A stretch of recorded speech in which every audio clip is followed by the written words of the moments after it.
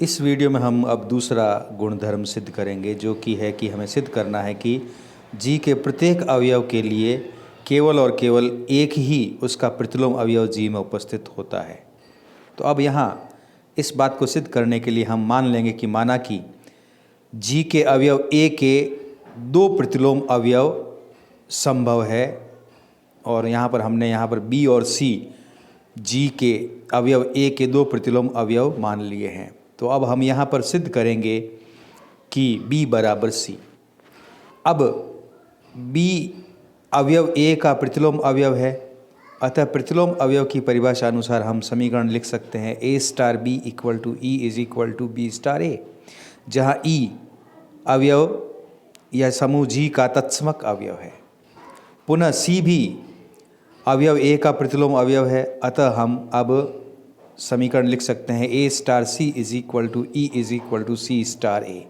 तो ये हमने प्रतिलोम की परिभाषा अनुसार यहाँ पर दो समीकरणें लिखी। एक बार हमने B अवयव को A का प्रतिलोम अवयव लिया तो समीकरण एक बनी, और दूसरी बार हमने C को A का प्रतिलोम अवयव लेते हुए समीकरण दूसरी बनाई। अब यहाँ हम ये स्टेप याद रखना है किस तरह से हम B बराबर C लाएंगे। तो अब यहाँ पर याद रखने वाली बात है, B को लेके चलेंगे। तो B अवयव को लिया, अब B को अपन B स्टार E लिख सकते हैं। हम जानते हैं कि G के किसी भी अवयव को उसके तत्समक अवयव से संक्रिया करने पर वापस वही अवयव होता है, तो B को हम B स्टार E लिख सकते हैं। अब E को हमने यहाँ पर देखिए A स्टार C से लिखा है, क्योंकि हम यहाँ C लाना चाहते हैं। तो A स्टार C, क्योंकि ई के यहाँ ऊपर कई रूप उपस्थित है एक दो में, तो उपयुक्त रूप चुना हमने बी स्टार ए स्टार सी। अब ये ए स्टार सी यहाँ हमने ई की जगह पर लिख दिया। तो यहाँ पर देखिए बी स्टार ब्रैकेट ए स्टार सी अपने पास एक समीकरण आ गया है, या कह दीजिए स्थिति उत्पन्न हुई है। अब इन तीनों अवयवों को यहाँ सहचर्यता में हमने बी और ए पर ब्रैकेट को ट्रांसफ़र कर दिया। अब बी स्टार ए आ गया। अब ऊपर वाली समीकरण में देखिए, समीकरण नंबर एक में B स्टार A को अपन E लिख सकते हैं, तो E लिख दिया। अब E स्टार C आ गया, जो कि अल्टीमेटली C हो जाएगा, और इस प्रकार से B बराबर C हो गया। तो यहाँ ये सिद्ध हुआ कि हमने यहाँ पर दो प्रतिलोम अवयव लिए थे G के, एक अवयव A के, लेकिन यहाँ पर हमें दोनों प्रतिलोम अवयव वापस बराबर मिले। अतः यह सिद्ध हुआ कि G के प्रत्येक अवयव का केवल और केवल एक ही प्रतिलोम अवयव उपस्थित होता है, या ये कह दीजिए कि जी के प्रत्येक अवयव का प्रतिलोम अवयव सदैव अद्वितीय होता है।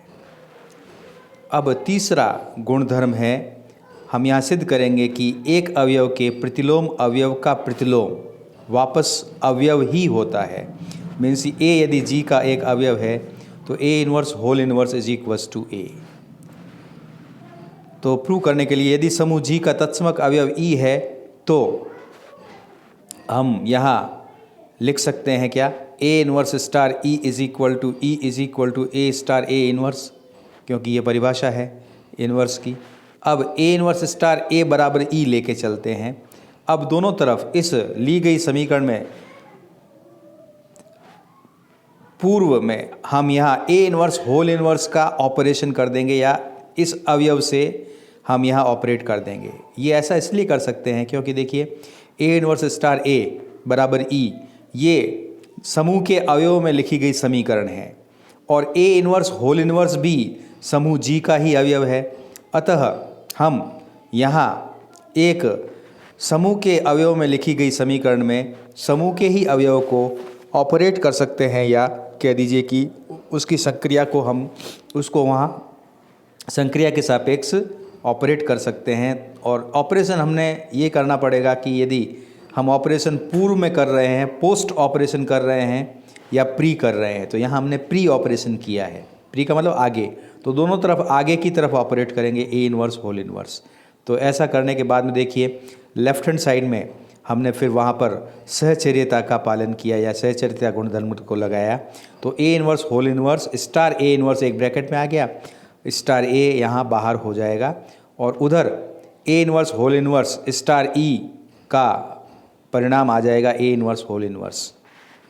अब इधर ब्रैकेट से ई मिलेगा star A is equal to A inverse whole inverse, और अपन देख रहे हैं कि ए बराबर ए इनवर्स होल इनवर्स। तो ये सिद्ध हुआ कि प्रत्येक अवयव के प्रतिलोम का प्रतिलोम सदैव एक वापस पुनः अवयव ही होता है।